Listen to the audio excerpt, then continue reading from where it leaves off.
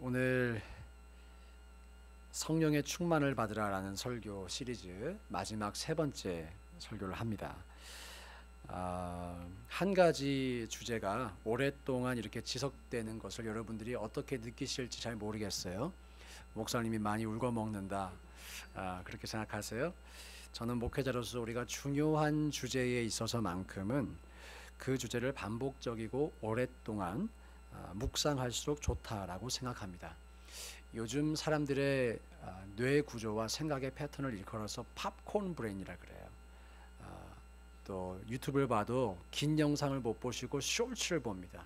아주 짧은 또 파편화된 그런 지식에 우리가 익숙한 시대를 살고 있기 때문에 아무리 중요한 설교를 설교자가 잘 전하고 또 여러분들이 잘 들으신다고 해도 잊어버리기가 쉬워요. 우리가 다 그런 시대를 지금 살고 있습니다. 그래서 중요한 주제일수록 오랫동안 기억을 하시도록 제가 3주 동안 뜸을 들이면서 밥도 뜸을 들여야 맛있잖아요. 그렇게 설교했습니다. 그리고 감사한 일이 있어요. 최근 한 달 정도 우리가 교회의 이 찬양을 봐도 기도를 봐도 또 여러분의 대화 속에서도 발견되는 것이 있다면 성령님이란 단어가 많이 등장하기 시작했습니다. 참 긍정적인 현상입니다. 이것은 여러분들이 성령님을 의식하고 계시다는 증거이겠죠. 뜸을 들이는 이 설교가 어느 정도 효과를 발휘하고 있다, 그렇게 생각이 됩니다. 그리고 엊그제 우리 금요일에 여기서 목자 모임을 했는데요, 하나님께서 특별한 은혜를 베풀어 주셨어요. 우리 최일용 집사님이 방언 받았습니다. 할렐루야. 하나님께 감사의 박수. 네. 자, 성령님에 대해 제가 지금 소개하고 있죠. 또 성령으로 충만을 받자고 말씀을 선포하는 가운데 성령께서 나타나 주시는 것, 은사를 베풀어 주시는 것을 보면서 우리가 분명하게 깨달아야 돼요. 성령님은 개념이 아닙니다. 실제로 살아 역사하시는 분이십니다. 지금도 여러분에게 말씀하십니다. 지금도 이 자리에 살아계십니다. 그것을 반드시 기억해야 합니다. 그리고 바라건대 성령에 대한 실제적인 이해가 우리 모두에게 넘쳐날 수 있기를 주님의 이름으로 축복합니다. 이 말은 꼭 방언 받으라 이런 말이 아닙니다. 살아계신 하나님을 만나는 방법은 다양합니다.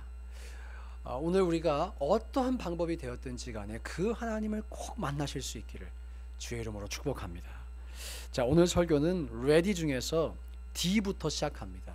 이 REA 복습 안 해도 되겠죠? 눈이 초롱초롱하십니다. 복습 안 해도 되겠죠? Repent, expect, ask. 한 달만 기억해 주세요. 7월까지만. 그래야 저도 힘이 날 것 같아요. 자, D부터 오늘 시작하는데요. D는요, drink입니다. drink. 마셔라. 마시라는 거예요. 뭘 마시냐? 예전에 제가 한국에서 몸이 아프면 어머니가 한약을 나눠주셨어요. 한약. 그러면서 저한테 벌컥벌컥 마시라고 하셨어요. 쭉 들이키라고 한약을. 아무리 써도 다 마셔야만 했습니다. 한약 드셔보신 분들 계시죠? 그냥 벌컥벌컥 마시라 그래요. 자, 들이마신다는 것은요, 어떤 의미냐면 일부만 취사 선택하는 것이 아니라 전부를 받아들인다는 의미예요. 전부를 받아들인다. 성령을 마시라는 것도 같은 의미입니다. 성령님의 어떠한 한 가지 면만을 취사 선택하지 마십시오. 여러분, 성령의 전부를 받아들이시기를 바랍니다. 그리고 저를 좀 봐주세요. 모든 믿는 자에겐 성령이 계십니다. 그리고 성령이 계신 것과 성령으로 충만해지는 것에는 근데 차이가 좀 있어요. 성령이 우리 안에 계시는데요, 성령이 그렇게 계신 것과 여러분이 성령으로 충만해지는 것에는 조금 차이가 있어요. 이것은 모든 믿는 사람이 성령으로 충만한 사람은 아닐 수 있다는 의미예요. 종종 우리가 성령으로 충만해지는 것을 가로막는 것이 있는데 그것이 무엇이냐면 성령을 취사 선택하려는 거예요. 예를 들면 이렇습니다. 몇 주 전 금요일에 우리가 성령으로 충만하게 되면 나타나는 열매에 대해서 제가 설명을 해드렸어요. 그때 빠지신 분들을 위해서 다시 한번 설명을 해드리면 성령으로 충만하면 두 가지 현상이 나타나요. 먼저 우리의 내적으로 internally 우리의 캐릭터가 변화됩니다. 내적인 열매가 있어요. 그것이 갈라디아서 5장에 나타난 성령의 9가지 열매죠. 그런데 이런 내적인 열매와 함께 외적인 열매도 있어요. 이 내적인 열매와 외적인 열매가 모두가 다 성령님의 일하심입니다. 성령님의 속성입니다. 그런데 우리 기독교 안에는요, 성령의 내적인 열매만 관심이 있고 외적인 열매에는 관심이 없는 교단이 있어요. 이 설교를 가만히 들어보면 그런 게 있다고 부정하진 않지만 그거 굳이 중요한 게 아니라고. 그러면 성도들은 그것을 경험하지 못합니다.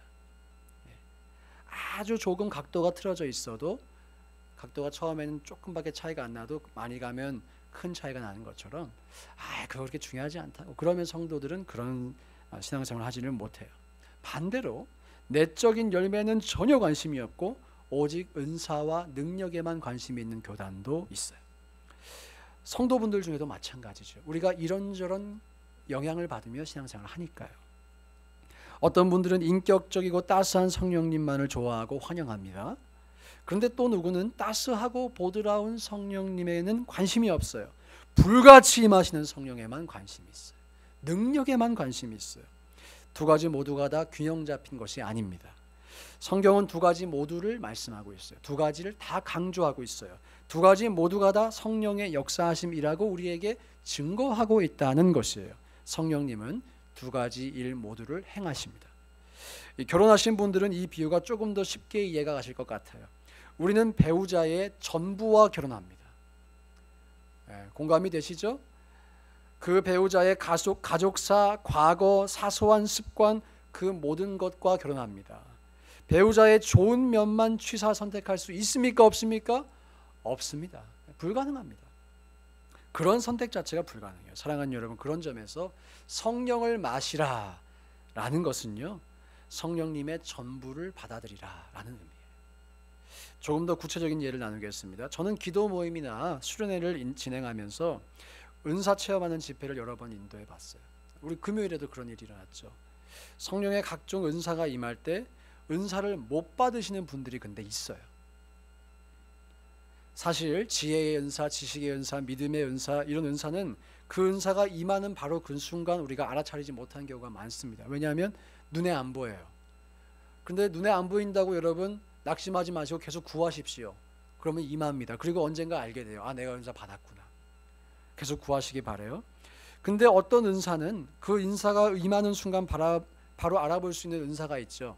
바로 대표적인 것이 방언입니다. 근데 여러분, 방언을 못 받는 비결을 알려드릴게요. 절대로 이렇게 하면 방언을 못 받아요. 어떻게 하면 못 받는지 아세요? 방언을 싫어하는 거예요. 그러면 절대 방언 못 받습니다. 다행히 아멘을 안 하시네요. 여러분, 싫어하지 마세요. 사모하지 않으셔도 싫어하지 마세요. 알라칼라 숄라칼라 이런 말 내가 하기가 싫어요. 이런 말 자체를 하기 싫어요. 그러면 성령님은 인격적이시기 때문에 우리가 싫어하는 것을 억지로 하라고 포스하지 않았어요. 얼마나 성령께서 젠틀하신 분이신지, 얼마나 인격적이신 분이신지. 어쩌면 이 자리에 계신 여러분들 중에도 그런 소리가 어색하고 싫어서 방언하지 않으시는, 못하시는, 못 받으신 분이 계실지도 모르겠습니다. 참고로 방언은 구원의 표시가 아닙니다. 영적인 성숙의 표시도 아닙니다. 성도가 필수적으로 받아야 할 은사도 아닙니다. 그런데 방언은 틀림없이 귀한 것입니다. 왜냐하면 하나님이 주시는 것이니까요. 성령님이 주시는 것 중에 귀하지 않은 것이 있겠습니까? 쓸데없는 것이 있겠습니까? 우리도 누군가에게 선물을 할 때 저 사람에게 이것이 필요할 거야, 그런 마음으로 선물을 하시죠. 하물며 하나님이 우리에게 선물을 하시는데 그것이 쓸모없는 것이 있겠습니까? 저는 방언 기도 덕분에 개인적으로 기도가 더 깊어졌어요. 하루에 몇 시간씩 장시간 기도할 수 있게 됐어요. 제가 잡념이 많은 사람이에요. 생각이 많은 사람이거든요. 근데 방언을 하니까 2시간, 3시간 기도할 수 있게 됐어요. 기도에 차원이 다른 기도가 있다는 것도 알게 되었습니다. 물론 방언 은사가 없어도 장시간 기도할 수 있고요, 차원이 다른 기도도 할 수 있어요. 은근슬쩍 무조건 방언 받으라 이런 말이 아니라는 것이에요. 그런데 그 선물이 아무리 귀하고 유익한 것이라 하여도 내가 인격적으로 싫어하면, 받아들이지 않으면, 소중하게 여기지 않으면 죽었다 깨어나도 받을 수가 없습니다. 그렇습니다. 성령께서 주시고 싶어 하셔도 성령님은 어떤 분이시다? 인격적인 분이시다. 여러분이 거절하면 받지 못합니다. 사랑하는 여러분, 혹시 여러분이 가지고 계신 성령님의 이미지는 무엇인가요? 은사 얘기를 했으니까 또 반대 얘기를 한번 해야겠죠. 성령님이 그냥 불같이 임하는 능력으로만 이해하시고 나의 인격을 다듬으시고 나의 성품을 다듬으시는 분이라고 생각을 안 하시면 성령의 열매가 맺힐 수 있겠습니까? 그렇지 않죠. 여러분이 가지고 계신 성령님에 대한 이해가 성경적이기를 주의 이름으로 축원합니다. 성경은 성령을 불로도 표현하고 비둘기로도 표현합니다. 그래서 성령님은 때로는 여러분의 삶에 불같이 일하기 원하십니다. 성령님의 마음이에요. 제한하지 마시라는 거예요. 비둘기같이 임하시기 원하십니다. 제한하지 마세요. 여러분은 그분의 포괄적인 일하심에 참여할 준비가 되어 계십니까? 계실 수 있기를 주의 이름으로 축원드립니다. 자, 두 번째 드링크의 의미는요, 여러분을 하나님께 맞추라는 의미예요. 여러분, 예수를 믿는다는 것이 우리가 예수님께 맞추는 것을 의미할까요? 아니면 예수님이 우리에게 맞춰주시는 것을 의미할까요? 무엇이 맞는 표현일까요? 우리가 맞추는 거예요? 예수님이 우리에게 맞춰주는 거예요? 우리가 맞추는 거예요. 오늘은 객관식의 순서가 좀 바뀌었어요. 원래 우리는 맨날 마지막 객관식이 답인데 우리가 하나님께 맞추는 것입니다. 그것이 신앙생활입니다. 여러분이 라디오 방송을 들으시려면 그 방송국의 주파수에 여러분이 주파수를 맞추셔야 돼요. 맞추셔야 들립니다. 그런 점에서 여러분께 한 가지 중요한 질문을 드리기를 원합니다. 다음 슬라이드 한번 띄워주시죠. 여러분, 이 문장이 맞는 문장일까요? 하나님은 선을 행하신다. 맞는 문장일까요? 맞아도 보이시죠? 틀린 말은 아닌데? 라는 생각 드시죠? 이 문장은 진리인 듯 보이는데요, 때로는 진리가 아닐 수도 있어요. 조금 더 확실한 진리를 소개합니다. 그 다음 슬라이드 보여주세요. 이 말이 맞는 말입니다. 도대체 무슨 차이가 있냐고요? 설명을 드리겠습니다. 하나님이 행하시는 모든 일이 선한 일이다 라고 하는 이 두 번째 문장은 설사 내가 보기에 이해가 안 되는 그 일을 하나님께서 행하실지라도 그 일마저도 선한 일이다 라는 신앙의 고백이에요. 그런데 첫 번째 문장인 하나님이 선을 행하신다 라고 하는 것은요, 자칫 맞아 보이기도 하지만, 다 틀렸다고 말할 수는 없겠지만, 만약에 그 선의 해석자가 내가 된다면 하나님을 나의 기준에 끼워 맞춰서 이해하려는 시도인 것입니다. 종종 우리가 우리 삶에 원치 않는 일이 일어날 때 이렇게 말하죠. 하나님, 아니 어떻게 이런 일을 허락하셨어요? 정말 나 사랑하는 것 맞으세요?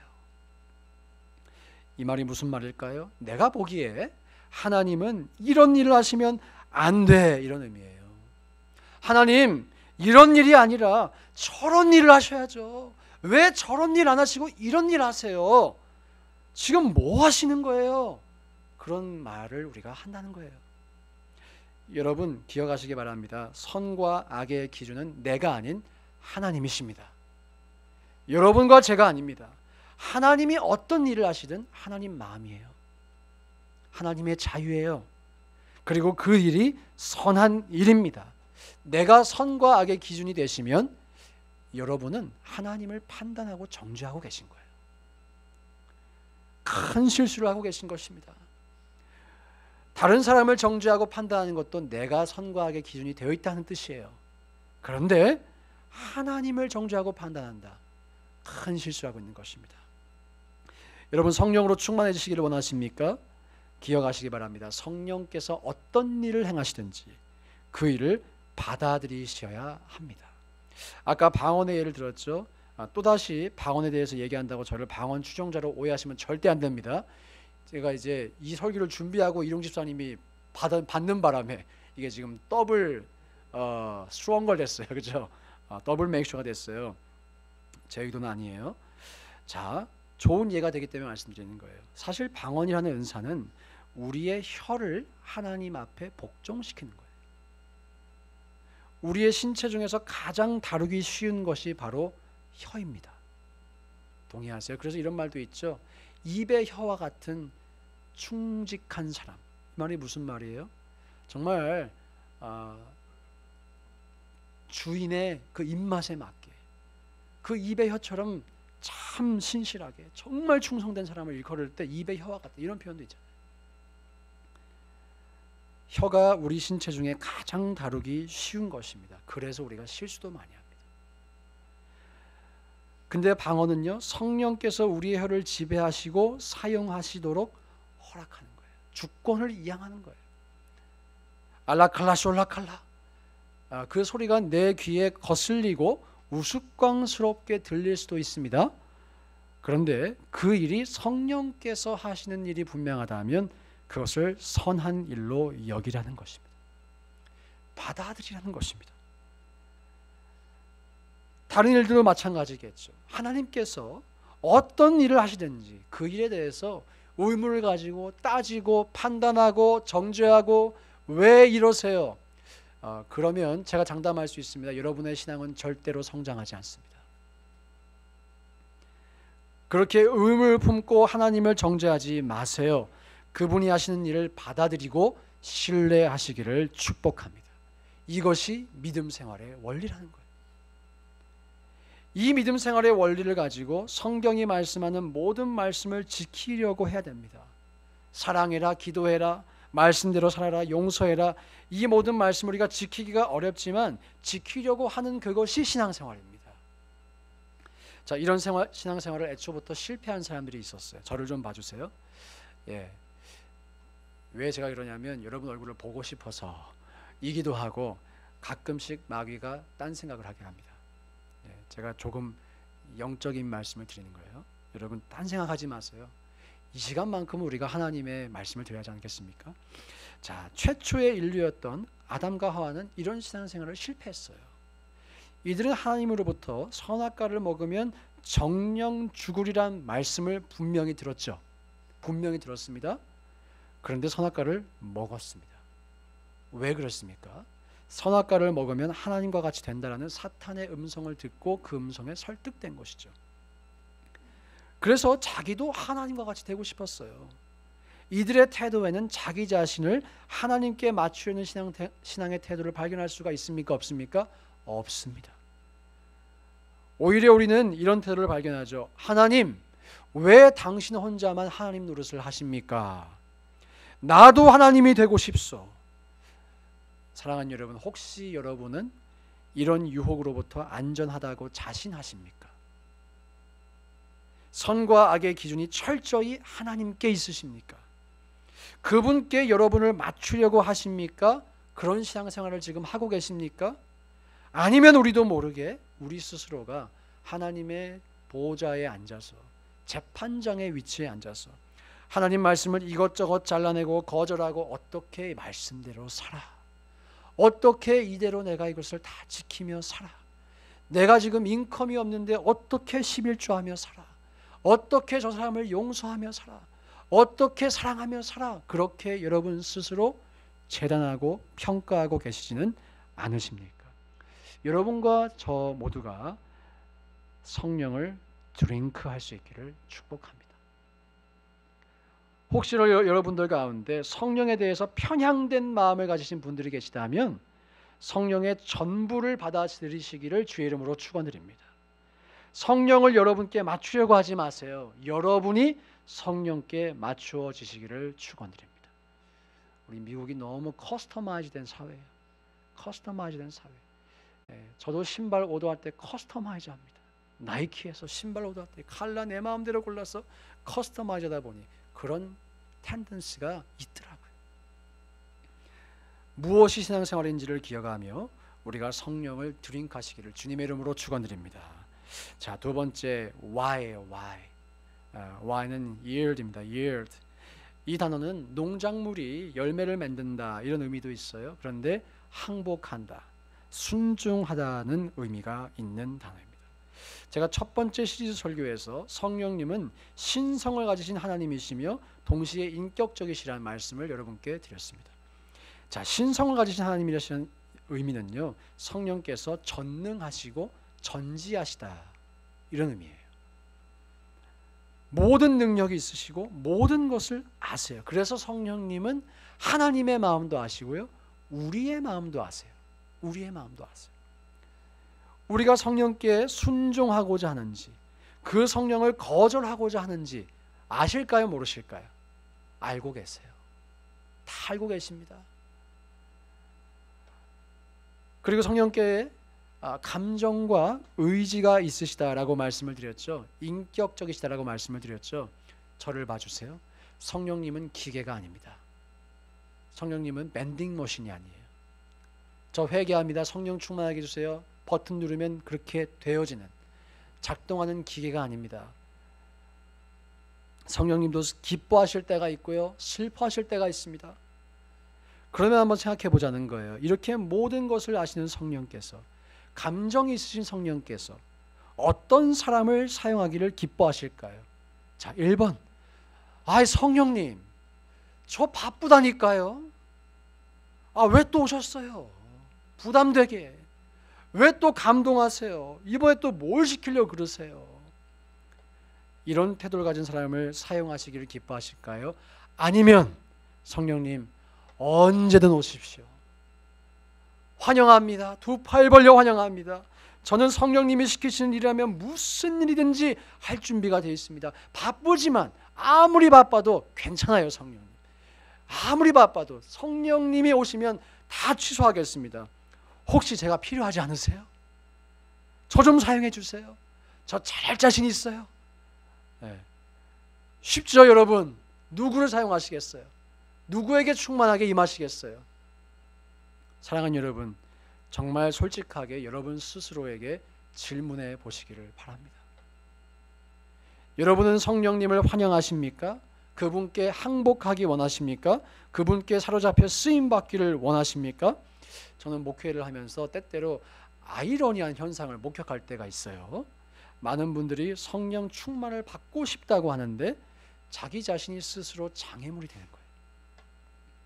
자기 자신이 장애물이 될 때가 있어요.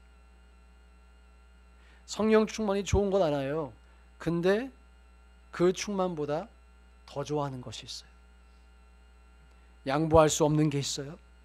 항복할 수 없는 게 있어요. 나의 인생의 계획을 항복하지 않고요, 나의 혈기를 항복하지 않고요, 교만을 항복하지 않고요, 죄의 습관을 항복하지 않습니다. 또 어떤 분은 성령님의 마음을 근심하게 하는 말을 너무 많이 하세요. 그런데 항상 성령 충만하고 싶다 그래요. 누가 장애물이겠습니까? 성령님이 역사해 주지 않으시는 것이 정말 사실이겠습니까? 아니에요. 그런 사람을 보시는 성령님의 마음이 어떠실까요? 기쁘실까요? 답답하실 것 같아요. 마음 아프실 것 같아요. 마음 상하실 것 같아요. 아니, 왜 나를 이렇게 대우하나? 라는 마음도 드시지 않으실까요? 성령을 받고 싶다고 하는데 혹시 여러분이 스스로가 장애물이 되어 계시지는 않느냐는 거예요. 사랑하는 여러분, 우리가 성령께 순종합시다. 여러분 스스로에게 질문해 보세요. 저는 여러분의 마음을 다 꿰뚫어 볼 수 있는 만큼의 영안이 열리지는 않았습니다. 가끔씩 읽혀질 때도 있어요. 그렇다고 너무 또 저를 쉽게 보지는 마세요. 신기하게 읽혀질 때가 있어요. 얼굴 표정을 보거나 이러면 아이고, 오늘 오시다 싸우셨구나. 그러라고 절대 보라는 건 아니에요. 그렇게 읽혀질 때가 있는데 다 알지 못합니다. 여러분이 여러분을 가장 잘 아시겠죠? 여러분은 정말 성령을 환영하십니까? 순종할 준비가 되어 계십니까? 다른 것보다 성령을 선택하고 계십니까? 하나님을 가장 최우선순위에 두고 계십니까? 저는 여러분을 진심으로 사랑합니다. 믿어주세요. 여러분 맨날 보고 싶습니다. 맨날 예배할까 여기서? 부담되시죠? 그러면 맨날 보고도 또 보고 싶은 성도분들, 누가 그러던데 이런 말 하지 말라고 부담 느낀다고. 사실인 거 어떻게 합니까? 근데 그만큼 사랑하기 때문에 권면드립니다. 여러분이 성령을 스스로 제한하고 있다면 빨리 돌이키세요. 순종하지 않고 있습니까? 빨리 돌이키세요. 어떤 경우에도 하나님을 최우선순위에 두시기를 축복합니다. 하나님께 항복하시기를 주의 이름으로 축원드립니다. 성령께 항복하는 인생이 가장 행복한 인생입니다. 왜냐고요?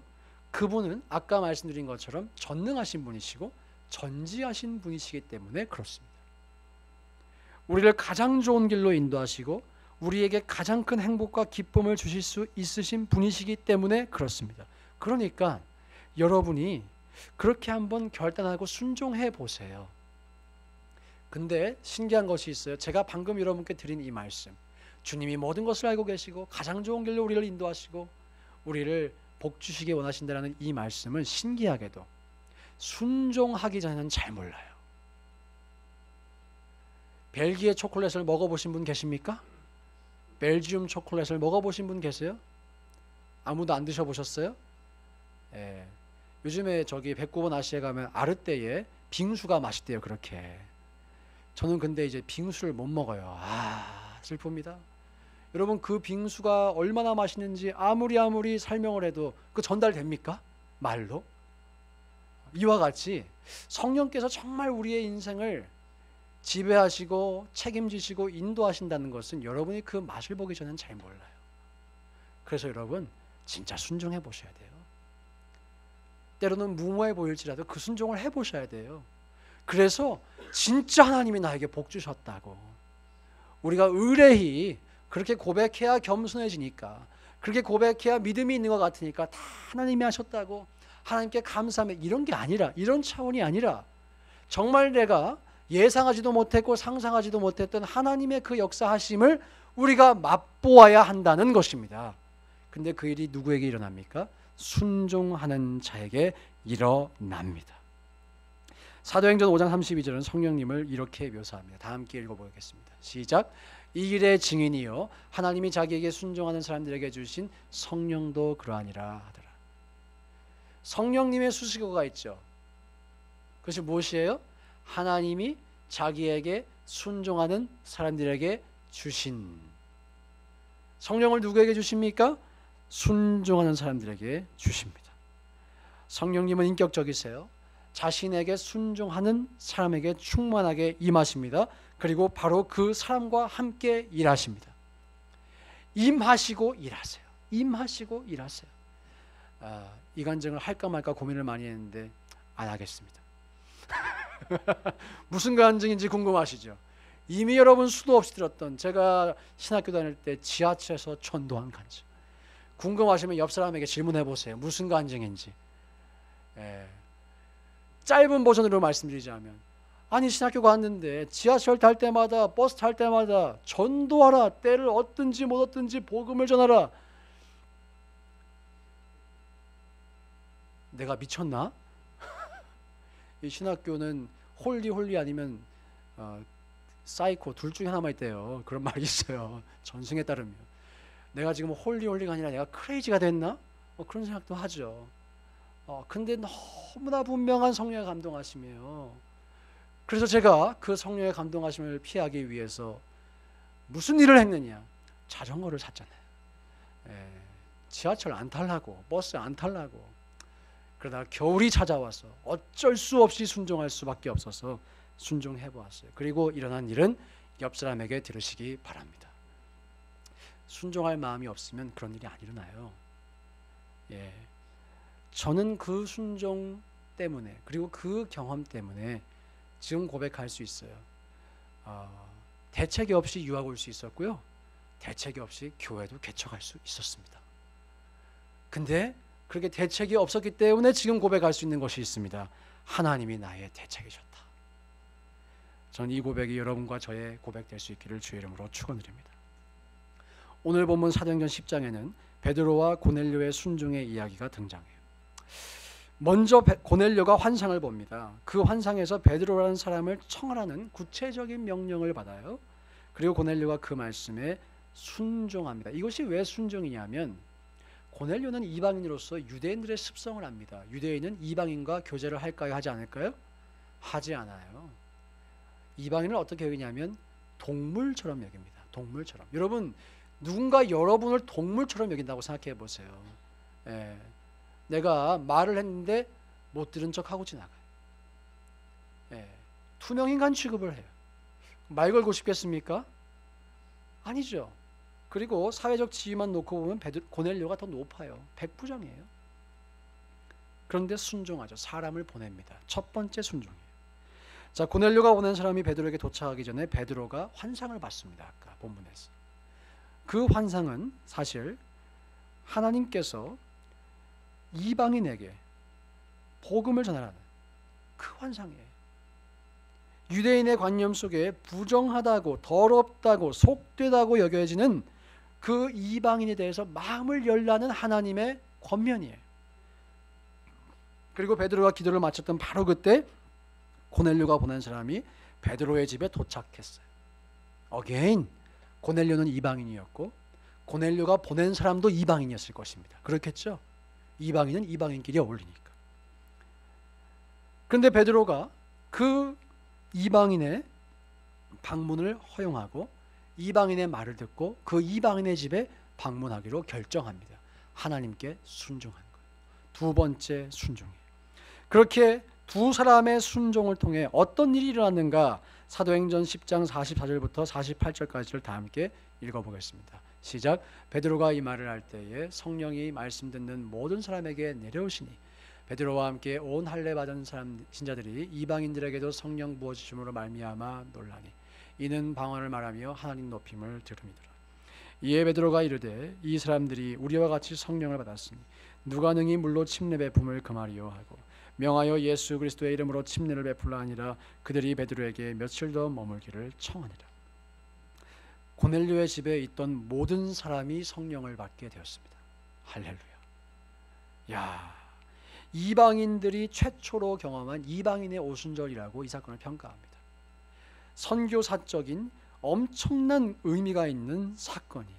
이 사건이 어떻게 일어나게 됐다고요? 고넬료와 베드로의 두 남자의 순종을 통해, 두 사람의 순종을 통해 일어나게 되었습니다. 순종할 때 성령께서 임하시고 또 일하십니다. 따라서 우리가 성령의 임하심과 일하심을 경험하기 원한다면 어떻게 해야 될까요? 순종해야 합니다. 순종해야 돼요. 자, 설교를 시작하며 말씀드린 것처럼 지난주 금요일날 우리가 목자 모임을 이 자리에서 했어요. 그리고 이 자리에서, 바로 이 자리에서 최룡 집사님이 방언 받았어요.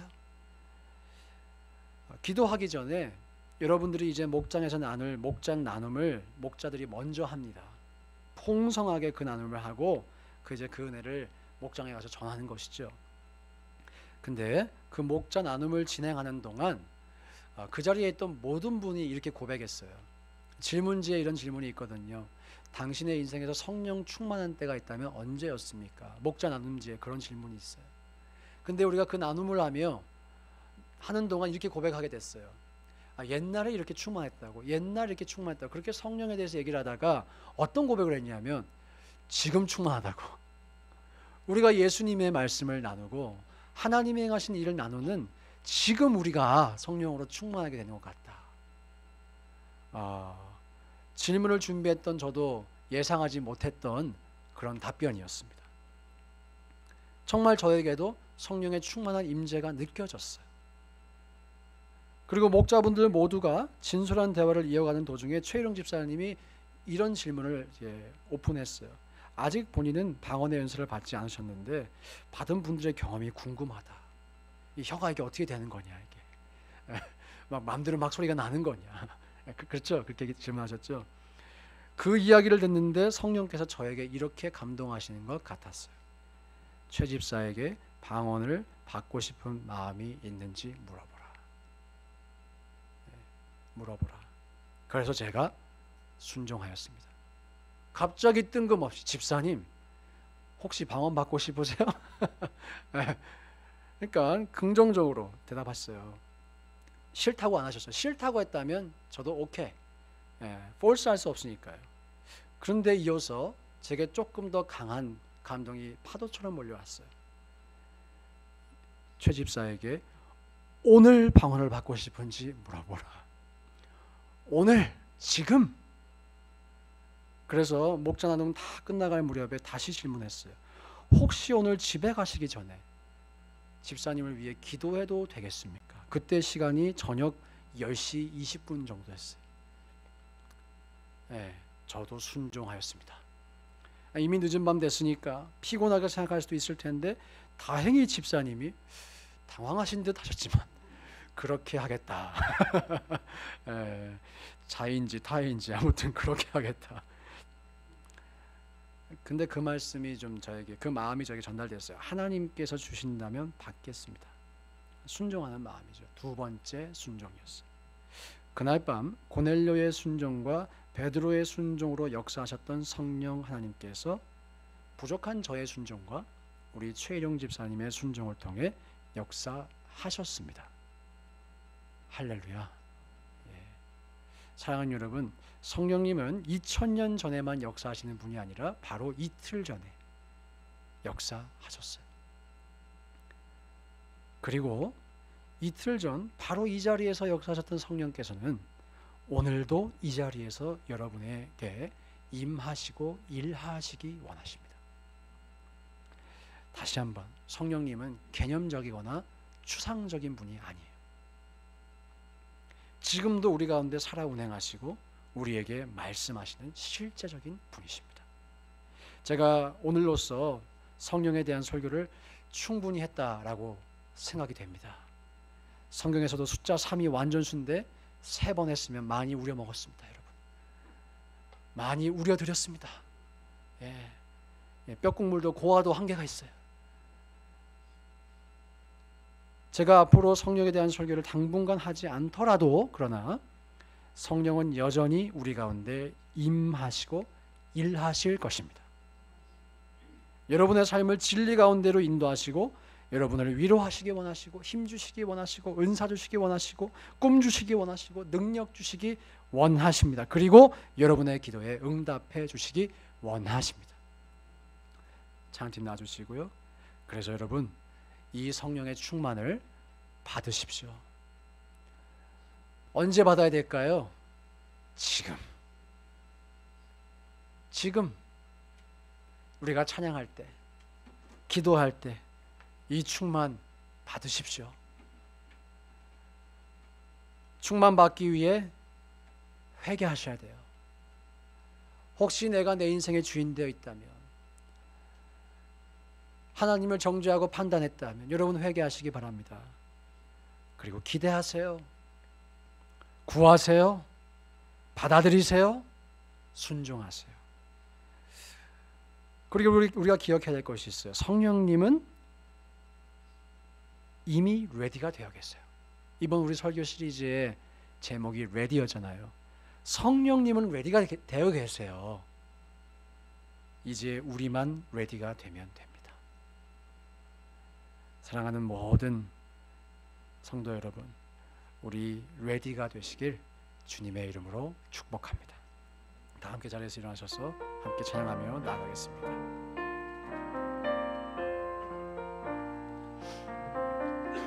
허무한 시절 지날 때, 허무한 시절 지날 때, 깊은 한숨 내쉴 때, 그런 풍경 보시며 단식하는 분 있네.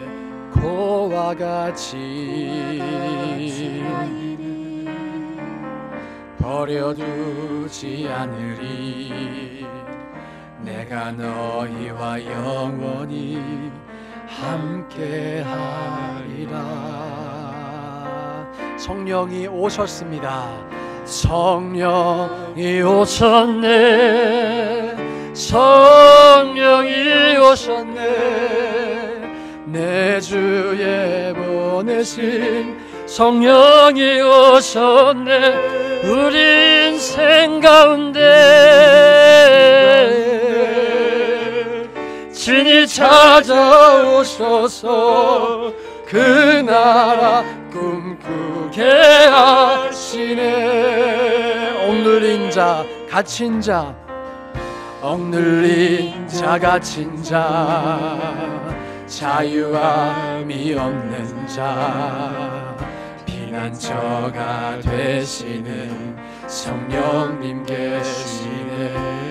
주의 영이 계신 곳에 참 자유가 있습니다. 진리의 영이신 성령이 오셨네. 성령이 오셨네. 성령이 오셨네. 성령이 오셨네. 내 주에 보내신 성령이 오셨네. 우리 인생 가운데 친히 찾아오셔서 그 나라 꿈꾸게 하시네. 우리 한 번 더 고백할까요? 허무한 시절 지날 때, 깊은 한숨 내쉴 때, 그런 풍경 보시며 탄식하는 분. 왜 탄식하실까요? 우리보다 우리를 더 사랑하기 때문입니다. 버려두지 않으리. 내가 너희와 영원히 함께하리라. 할렐루야. 성령이 오셨네. 성령이 오셨네. 내 주에 보내신 성령이 오셨네. 우리 인생 가운데 친히 찾아오셔서 그 나라 꿈꾸게 하시네. 성령이 오셨네. 성령이 오셨네. 성령이 오셨네. 내 주에 보내신 성령이 오셨네. 우리 인생 가운데 친히 찾아오셔서 그 나라 꿈꾸게 하시네. 다시 한번 믿음으로 성령이 오셨네. 성령이 오셨네. 이미 오셨습니다. 이미 이 자리에 임하셨습니다. 이제 여러분에게 일하시기 원하십니다. 성령이 오셨네. 할렐루야. 우리 인생 가운데 친히 찾아오셔서 그 나라 꿈꾸게 하시네. 우리 교회 가운데 우리 교회 가운데 친히 찾아오셔서 그 나라 꿈꾸게 하시네. 우리 가정 가운데 친히 찾아오셔서 우리 가정 가운데 친히 찾아오셔서 그 나라 꿈꾸게 하시네. 그 나라 꿈꾸게 그 나라 꿈꾸게 하시네. 그 나라 꿈꾸게 하시네. 자, 여러분 이 시간 함께 기도하시겠습니다. 여러분,